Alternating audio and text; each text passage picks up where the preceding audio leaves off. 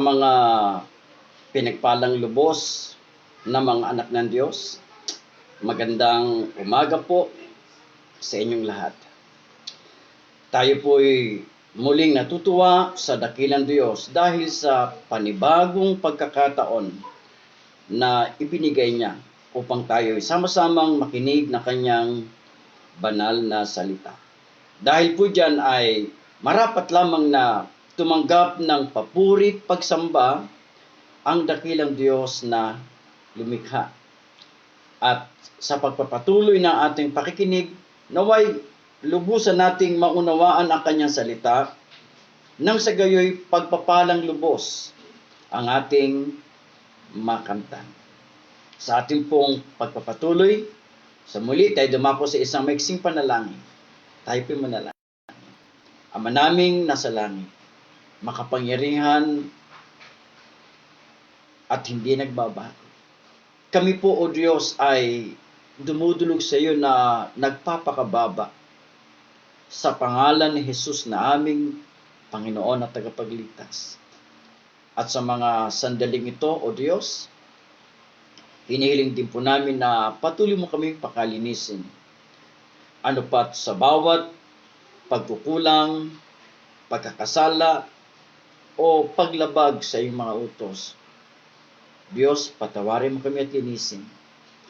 At sa panahon ng aming pakikinig ng iyong salita'y, ipahintulot po ninyo ang pagkilos ng Espiritong Banal.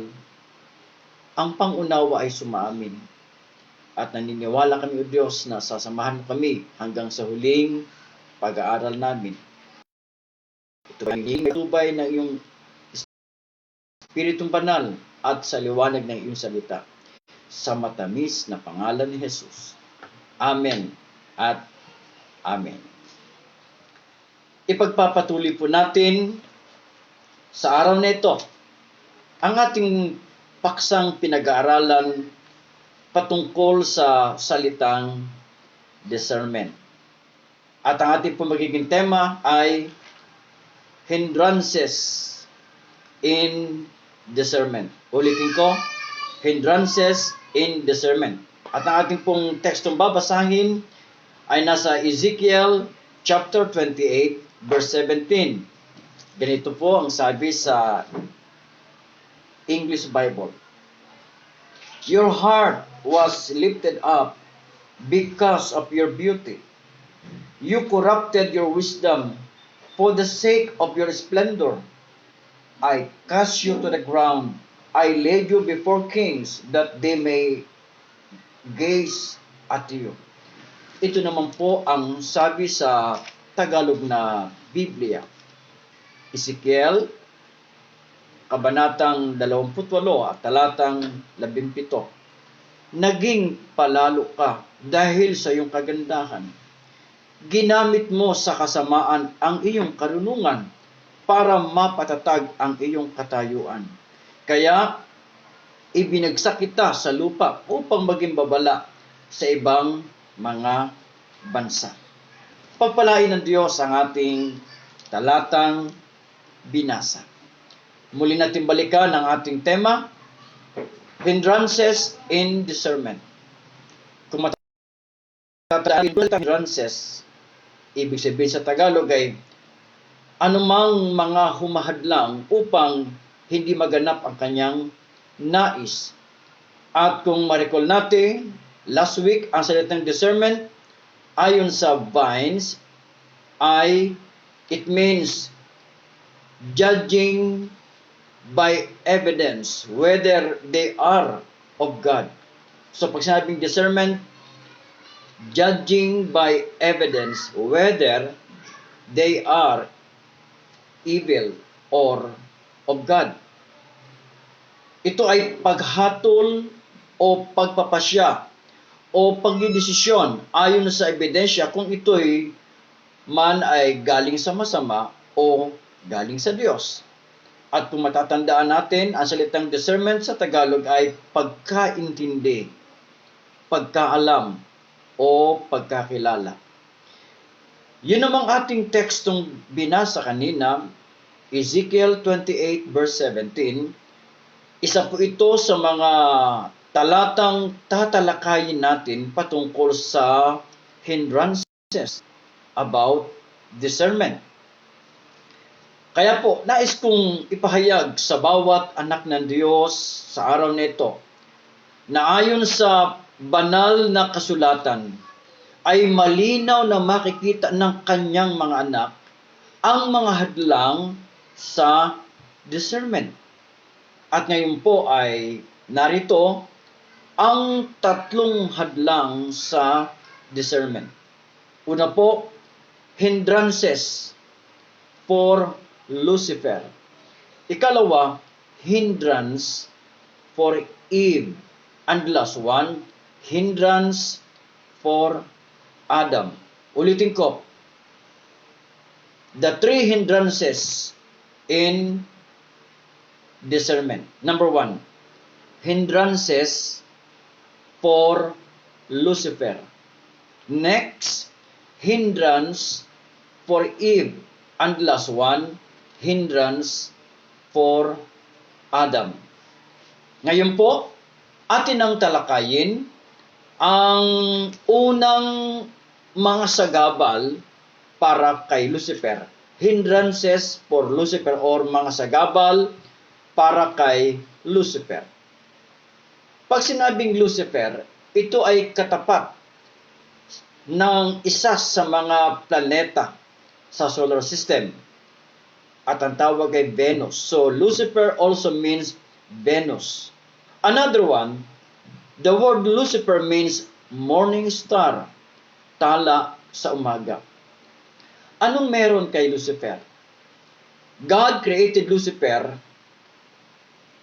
na mayroon siyang kakaibang characteristics. At ayon sa Biblia, mayroon siyang apat o hindi bababa sa apat na characteristics. Number one, siya ay seal of perfection. Ang sabi po sa Ezekiel 28 verse 12, you were the seal of perfection. Siya yung tatak ng pagiging perfect. Ikalawang characteristic ni Lucifer ay full of wisdom. Yan din po ay mababasa sa Ezekiel 28 verse 12. Pag sinabing full of wisdom, lahat ng kanyang desisyon ay talaga namang kakaiba. Laging may wisdom ang kanyang desisyon. At kung paanong nagkamali ang kanyang mga desisyon, siyang tatalakayin mamaya-maya ng konti. Ikatlong katangian ni Lucifer ay perfect in beauty. Yan din po nakalagay sa Ezekiel 28 verse 12. Ibig sabihin yung kanyang kagandahan ay perfect. Wala pang tao sa lupa na tinawag na perfect in beauty. Ayon sa Biblia, wala pang ganon. Pero itong si Lucifer ay tinawag ng Diyos na perfect in beauty.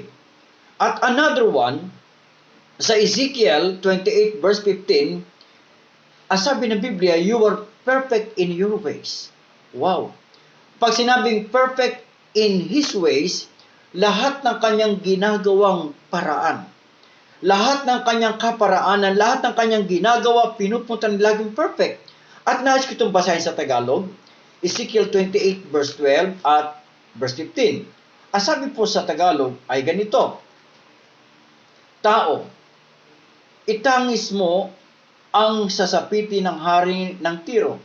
Sabihin mong ito ang pinasasabi ko, ikaw ay larawan ng kasakdalan, puspos ng kaalaman, ang ganda mo'y walang kapintasan. Sabi po sa talatang 15, wala kang kapintasan mula pa ng isilang hanggang sa maisipan mong mabuhay sa kasamaan. So, ibig sabihin, yung salitang Lucifer, apat ang ibig sabihin. Kakaiba, no? Seal of perfection, full of wisdom, perfect in beauty, and perfect in His ways. And yet, bakit nagkamali pa din si Lucifer ng kanyang tinatawag na discernment? Kung maalala, pag sinabing discernment, it means yung judging by evidence. So, bakit siya nagkamali? I-check po natin, ano yung causes ng hindrances? Ano yung hadlang? Ano yung dahilan ng mga hadlang? Bakit siya nagkamali na kanyang pag-discern? Well, hindi bababa sa 3 paliwanag ng Biblia. Ayon po sa English, ng Ezekiel 28:17, ay ito pong sabi ng Biblia, your heart was lifted up. Nagmataas ang kanyang puso. At anong dahilan? Bakit siya nagmataas? So, ang sabi sa talata, because of your beauty. So, yung kagandahang taglay ni Lucifer ang nagtulak sa kanya para magmataas, maging sa panahon to. Siguro, bibihirang magaganda ang hindi magmamataas. Ang isang pagmamataas ay sa anyo ng pagkasabing, the best ang ganda ko, the best ang galing ko. Pag sinabing the best siya sa iba, ito'y anyo ng pagiging hadlang sa tinatawag na discernment. Ikalawang cause ng hindrances for Lucifer ay, he said in his heart, meron siya mga sinabi. Ano ba sinabi niya sa kanyang puso? Ang sabi sa talatang 13 sa Isaiah 14:13, 5 ang sinabi ni Lucifer sa kanyang puso. Sabi niya, for you have said in your heart, I will ascend into heaven. I will exalt my throne above the stars of God.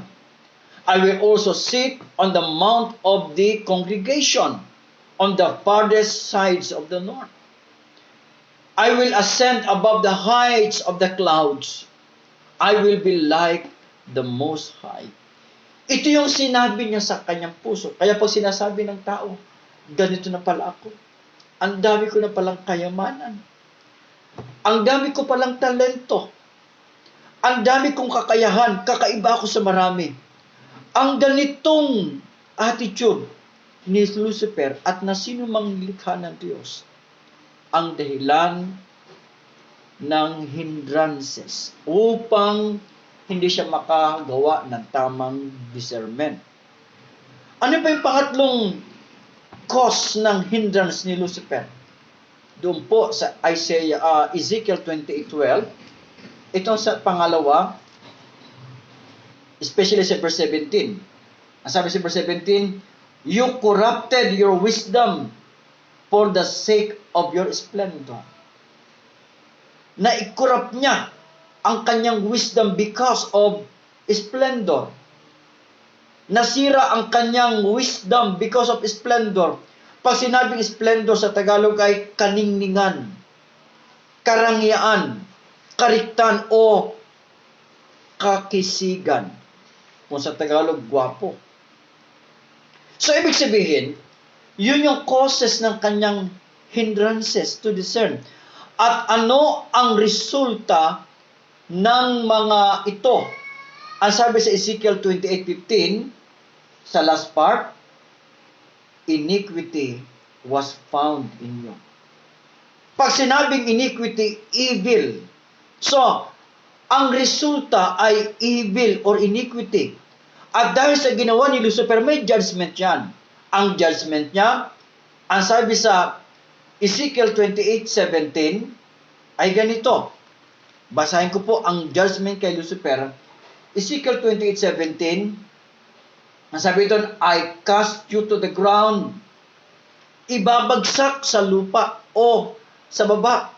Ang sabi po sa Isaiah 14:15, ito ang sabi ng Diyos sa kanya, yet you shall be brought down to Sheol, to the lowest depths of the pit.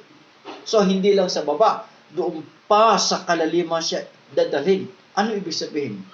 Ang hindi pagkilala sa Diyos na nagbigay ng beauty, ng perfection ay hadlang sa discernment. Kaya, ang sabi uli sa ating pinaka-main text, Ezekiel 28:17, your heart was lifted up because of your beauty. You corrupted your wisdom for the sake of your splendor. Ano po ang dala nitong mensahe sa bawat isa sa atin? Si Satanas po. Hindi niya na-discern ang pagitan ng mabuti at masama. Sapagkat yung kanyang angking kagandahan, yung angking karunungan, yung kanyang galing sa kanyang ginagawa, marunong siya sa lahat ng bagay. At siya ay perfect sa lahat ng bagay. Sa halip na makita ni Lucifer na yun ay galing sa Diyos, inakala niya na sa kanya lang iyon. Kapag po tayong mga anak ng Diyos at meron tayong mga pagpapala, kakayahan sa pagtugtog ng gitara or any other musical instruments, sa pagtuturo, sa pangangaral, sa ating tinatangkilik na kayamanan, sa ating mga profession, kapag nalimutan natin na ito galing sa Diyos, hindi na natin makikita, hindi na natin magagawang magkaroon ng tamang discernment. Kaya ang gagawin natin kada umaga, lagi nating pasalamatan si Jesus. Lord, salamat sa talentong bigay mo sa akin. Lord, salamat sa profession. Salamat po sa kayamanan. Salamat sa lupa at bahay. Salamat, Lord, sa mga talento. Habang nagpapasalamat tayo sa Diyos, hindi magkakaroon ng hadlang ang discernment. Laging tama ang ating pagpapasya. Kaya tayong mga anak ng Diyos, anong gagawin natin?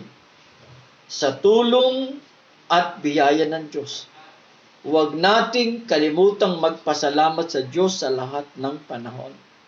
Huwag nating kalimutang bago matulog sa gabi, sabihin natin, O Diyos, salamat sa iyong katapatan, salamat sa iyong pag-ibig.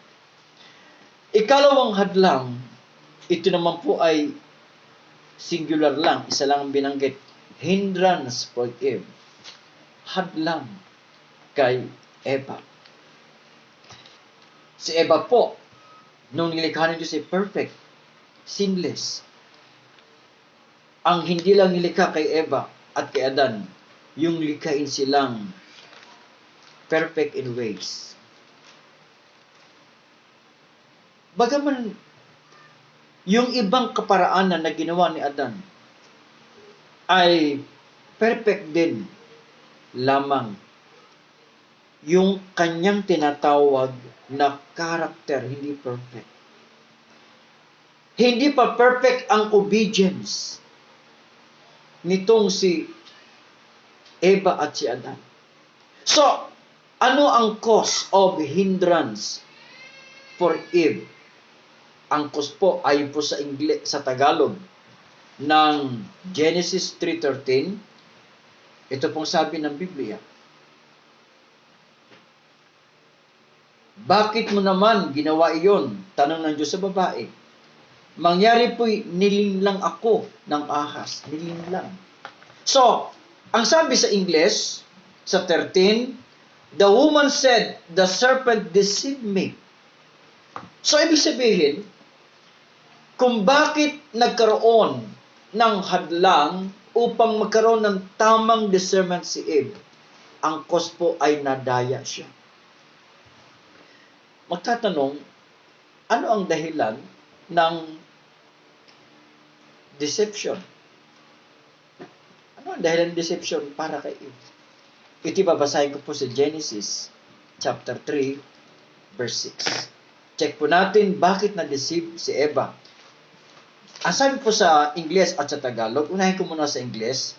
So when the woman saw that the tree was good for food, that it was pleasant to the eyes, and a tree desirable to make one wise, she took of its fruit and ate.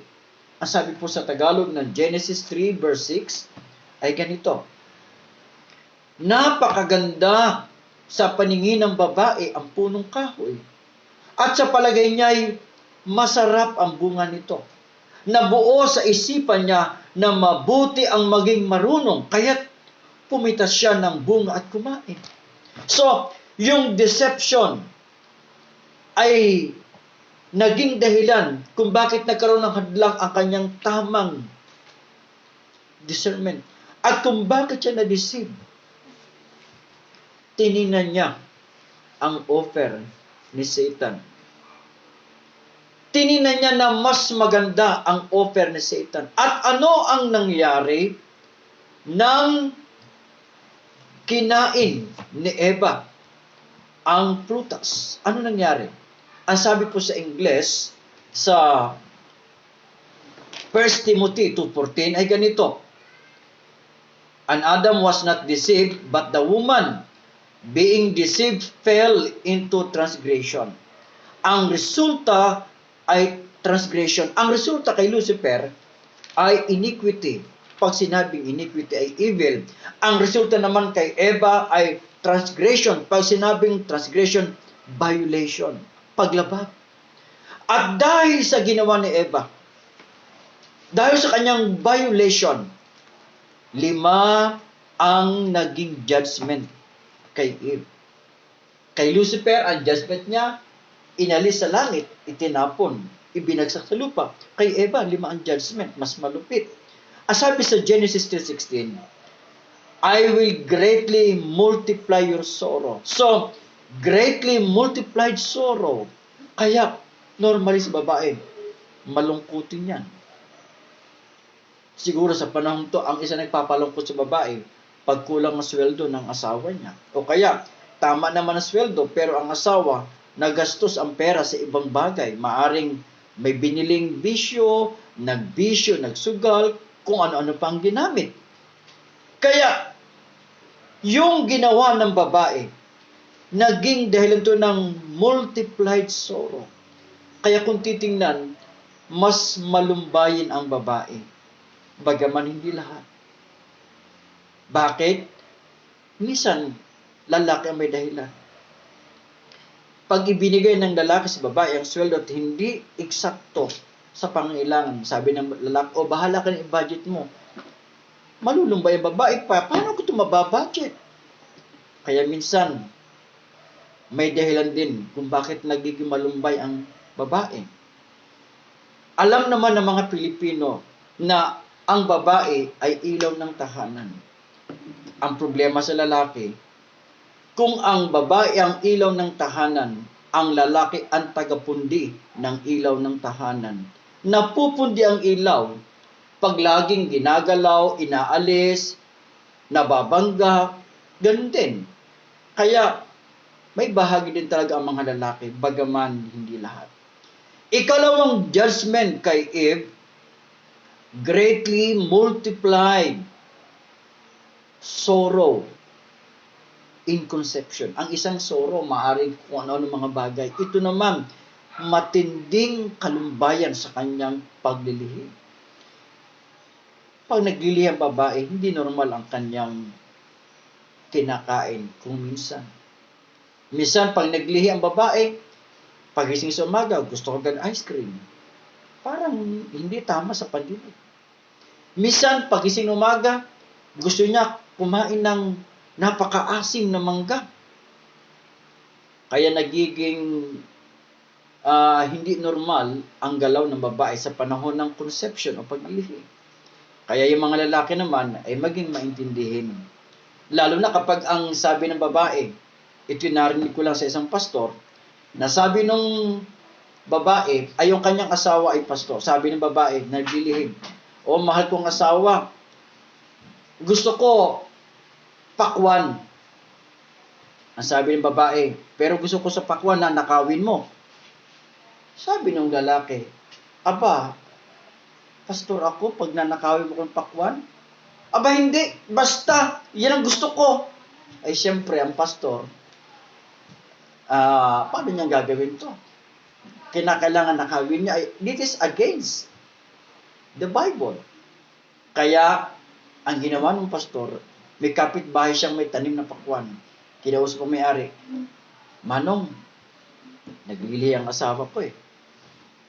Eh, sabi ng asawa ko, magnakaw ng pakwan. Alam mo, pastor ako, di ko kayang gawin yan.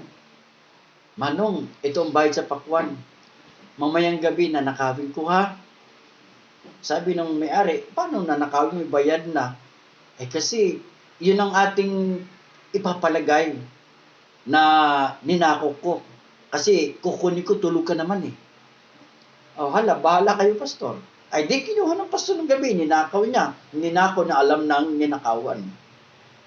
Pagdating na umaga, sabi nung pastor, oh, mahal kong asawa, ito ninakaw kong pakwan. Sabi ng babae, hindi mo ninakaw yan. Tinan mo yan. Tulog yung may-ari ng nakawin ko. Bakit? Magagawa mo magnakaw ka bilang pastor? Natawa yung pastor, ikaw talaga. Alam mo, hindi ko kayang gawin eh. Eh, yun ang gusto ko. Kaya, ang mga lalaki, maging malawak ang pangunawa kapag naglilihi ang mga babae.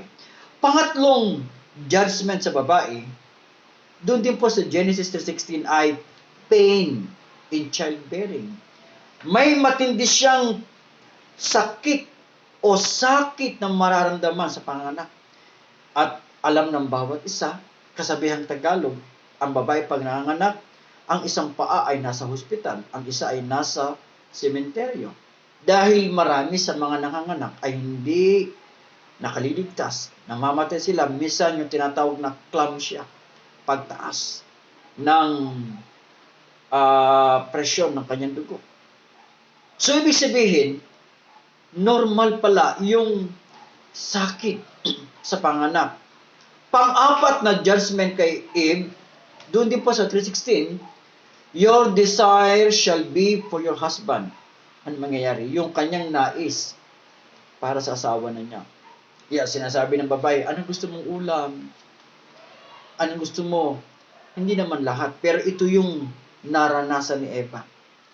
Kaya pag hindi gusto ng lalaking ulam, ay hindi siya kakain. Bagaman, hindi lahat ng lalaki ganoon. Na kahit hindi niya gustong ulam, sapagkat mahal niyang asawa, ay kakainin niya. Pero normally, yung desire ng babae na mapailalim sa desire ng lalaki, that is one of the judgment. At ang huling judgment ay, doon din po sa Genesis 3:16, she will be ruled by her husband. Ang husband na ang mangunguna sa kanya. Well, ito'y pinatutunayan sa aklat ng Epeso, Kabanatang 5, yung sinabi na panglimang judgment. Sa Ephesians chapter 5, ito ang sabi sa talatang 22, mga babae, pasakop kayo sa inyong asawa. Maliwanag. Kaya, yung panglima ay ilang beses inulit ng salita ng Diyos na pasakop. Ano ibig sabihin?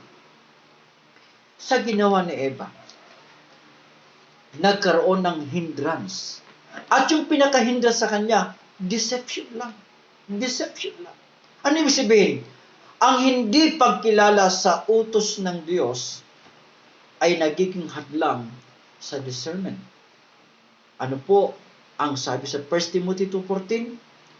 Sabi sa Ingles, and Adam was not deceived, but the woman being deceived fell into transgression.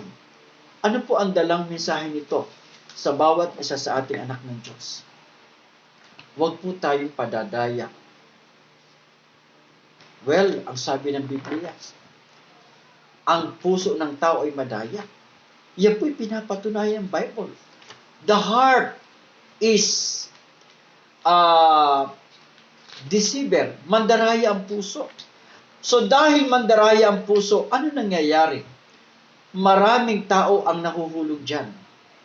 Maraming tao ang nawawala sa tamang desisyon. Nakalagay ito sa aklat ng Jeremiah, Jeremiah 17 verse 9. Ang sabi ng talata ay, the heart is deceitful above all things and desperately wicked. Who can know it? Mga kapatid, bantayan po natin ang ating mga puso. Ingatan natin ang ating mga puso. Pag sinabing puso, yun yung ating ginagamit upang mahalin ang Diyos. Yun yung ating ginagamit upang sambahin ng Diyos. Yun yung ating ginagamit upang paglingkuran ng Diyos. Bantayan po natin ang ating puso. Dahil ang ating puso, yan ay deceiver. Mandaraya po yan. Nagiging mandaraya ang puso. Kagaya kay Eva, hindi niya sinunod ang utos ng Diyos. Sa tuwing hindi natin nasusunod ang utos ng Diyos, dinaraya nito ang ating sarili. At ang ating puso ang dumadaya sa atin. Ano po ang ibig sabihin ng Diyos sa ating lahat? Mga kapatid, kung bakit nagkakaroon tayo ng hadlang para makagawa ng tamang discernment, ang ating puso ay nadadaya ng kaaway ng Diyos. Anong gagawin natin para hindi madaya ang ating puso? Simple lang po. Nakalagay ito sa aklat ng Awit 119. Ang sabi po sa Ingles, 119 verse 11. Napakagandang talata ito. 119 verse 11, ang sabi ng talata, Your word I have hidden in my heart, that I may not sin against you. Kapag po ang ating puso puno ng salita ng Diyos, hindi tayo madadaya ng kaaway ng Diyos. Pangatlong pag-uusapan natin ay hindrance for Adam. Sagabal kay Adan. Iisa lang. Kay Eva, isa. Kay Satanas, marami. Marami kay Satanas ang sagabal. Kay Eva, isa. Kay Adan, isa. Well, ano ang cause of hindrance?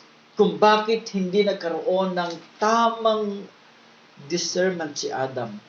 Ang cause po, ayon sa Genesis 3:17, ay ganito.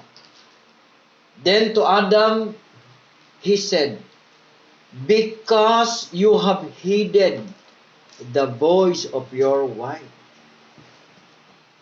Ang sabi sa Tagalog, hinarap naman ng Diyos si Adan at ganito ang sinabi, pagkat nakinig ka sa asawang Hiram. Ang hadlang kay Adan o ang dahilan ng hadlang kay Adan, kaya hindi siya nakadiscern, nakinig siya sa kanyang asawa. Of course, kung sino ang minamahal ng higit, siyang pinakikinggan. Ibig sabihin, hindi na gaanong mahal ni Adan ang Diyos. Ang mahal na ni Adan, si Eva. Mas minahal ni Adan yung gift kumpara sa giver. Ang gift ng Diyos kay Adan, si Eva. Nalimutan ni Adan, ang Diyos ang giver. So, anong point sa mga sandaling ito? Kung bakit nagkaroon ng hadlang kay Adan sa tamang discernment or pagdidesisyon, siya po ay nakinig sa kanyang asawa. Hindi masama ang makinig kung nakikinig naman ang nagsasalita sa Diyos. Kaya, kung makikinig ang isang tao sa payo na nagpapayo, tingnan niyang mabuti kung ang nagpapayo ay sumusunod sa Diyos. Hindi ibig sabihin ang ipinapayo ng sumusuway ay mali. Nagiging authorized ang ipinapayo ng nagpapayo kung siya ay sumusunod sa kanyang ipinapayo. Kaya pag sinabi ng magulang, anak, magbasa ka ng Biblia, ay hindi naman nakikita ng anak na nagbabasa ng Biblia, hindi siya effective na payo. Hindi po ibinabawal ng Diyos na makinig ang tao sa kapwa niya. Subalit kung ang pakikinig ng tao sa kapwa niya ay maglalayo sa Diyos, lalabagin ang kalooban ng Diyos kagaya ng ginawa ni Adan. Yung pakikinig na lumalabag sa nais ng Diyos ang hadlang upang hindi niya ma-discern kung ano ang mabuti at masama. Ngayon, ano ang resulta kay Adan ng kanyang pakikinig kay Eva? Ang resulta kay Lucifer, as I said earlier, iniquity. Dahil hindi siya nakinig sa Diyos, iniquity. Iniquity means evil. Ang resulta kay Eva ay transgression. Pag sinabing transgression ay violation. At ito naman ang resulta kay Adan. Sa Roma 5:19. Sapagkat sa pagsuway ng isang tao, disobedience. What is disobedience? Disobedience means a person never listen to what God says. Nang dahil sa disobedience ni Adan, meron itong resulta. At ang resulta po ay nakalagay ito sa Genesis 3:17. Ang sabi po sa Genesis 3:17 ay ganito. Hinarap naman ng Diyos si Adan at ganito ang sinabi. Pagkat nakinig ka sa asawang hirang ng iyong kainin yung bungang bawal, sa nangyayaring ito, ang lupang tanimay aking susumpain magpakilanman. Ang lupang ito para pag-anihan, pagpapawisan mo habang nabubuhay. Isinumpa ng Diyos ang lupa. Kaya, para kumita, may pagpapagal, magtatanim. So, ibig sabihin, yung naging resulta kay Adan ay disobedience. Kapag po pala, nahadlangan ang tamang discernment, ang resulta ay disobedience. Ano ibig sabihin? Ang hindi pagkilala sa utos ng Diyos ay hadlang sa discernment. Ito ang sabi sa Genesis 2:16 and 17. Sinabi niya sa tao, makakain mo ang alinmang bungang kahoy sa halamanan, maliban sa bunga ng punong kahoy na nagbibigay ng kaalaman tungkol sa mabuti at masama. Huwag na huwag mong kakanin ang bungang iyon. Mamamatay ka kapag kumain ka niyon. Ano po ang dalang mensahe ito para sa ating kanyang mga anak? Mga kapatid, ang Diyos lamang ating pakikinggan. Sapagkat kailan pa man ang ating Diyos hindi mag-uutos, hindi magsasabi ng ating kapahamakan. Lahat ng plano ng Diyos ayon sa Jeremiah 20:11, ang kanyang plano is always for good. Wala siyang plano na ikasasama ng tao. Nais kong basahin ng talatang yan. Jeremiah 29:11, ako lamang ang nakakaalam ng mga panukalang inihanda ko para sa ikabubuti ninyo. Kaya, ang pakikinig natin sa Diyos ay ikabubuti natin. Nawa po, makinig tayo sa Panginoon. Tatanong tayo, Lord, paano kita maririnig? Hindi naman ako propeta. Dahil maging sa lumang tipan, pag propeta, naririnig niya mismo ang audible voice. Kagaya ni Isaias, ni Ezekiel, ni Daniel, ng iba't ibang mga propeta. Maging si Jonas o si Jonas ay naririnig niya. Maging sa bagong tipan, sa Biblia ay naririnig nila ang tinig ng Diyos. Paano tayo? Hindi naman tayo propeta. Well, ang pangkalahatang pangungusap ng Diyos ay sa pamamagitan ng kanyang Espiritu. Kapag ating binubulay ang salita ng Diyos, at yung ating binubulay na salita ay nangungusap naman sa atin, ang tawag diyan ay tinig ng Diyos. Ang tawag ay ni Rema.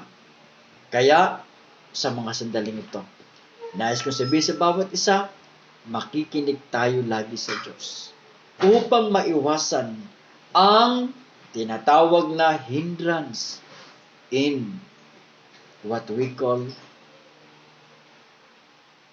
discernment. Mga kapatid, ano ibig sabihin sa mga sandaling ito? Nais ng Diyos na tayo ay laging gumagawa na meron tayong discernment. At salamat sa Diyos sapagkat sa sandaling ito, sinabi ng Diyos sa atin ang mga hadlang sa discernment.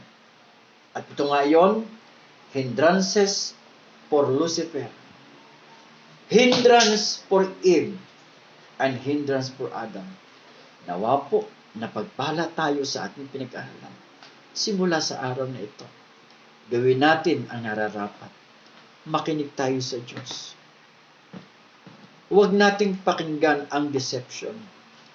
At huwag nating makita na tayo ay talented, na tayo ay mayaman, na tayo ay maraming skills.